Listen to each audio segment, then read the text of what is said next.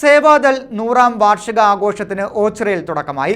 ഒരു വർഷം നീണ്ടു നിൽക്കുന്ന പരിപാടികളാണ് ഇതിന്റെ ഭാഗമായി സംഘടിപ്പിച്ചിരിക്കുന്നത്.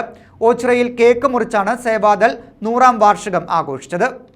കോൺഗ്രസ് സേവാദൾ കരുനാഗപ്പള്ളി നിയോജകമണ്ഡലം കമ്മിറ്റിയുടെ നേതൃത്വത്തിൽ 100ാം വാർഷികാഘോഷങ്ങൾക്ക് ഓച്ചിറയിൽ തുടക്കമായി.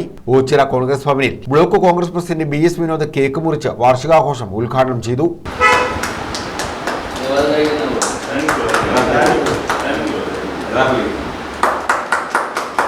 സ്വാതന്ത്ര്യ സമര കാലഘട്ടത്തിൽ ബ്രിട്ടീഷ് സാമ്രാജ്യത്തിനെതിരായി ഇന്ത്യൻ നാഷണൽ കോൺഗ്രസിനകത്ത് ഒരു അച്ചടക്ക ബോധത്തോടു കൂടി മുന്നോട്ട് കൊണ്ടുപോകുന്നതിന് വേണ്ടി രൂപീകൃതമായ ഒരു സംഘടനയാണ് സേവാദൾ.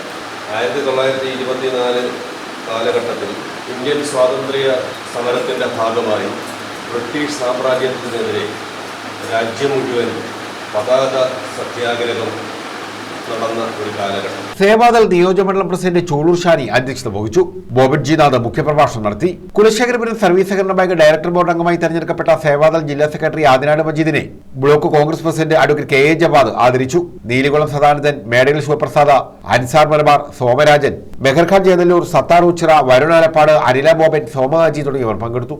News bureau, Ochira.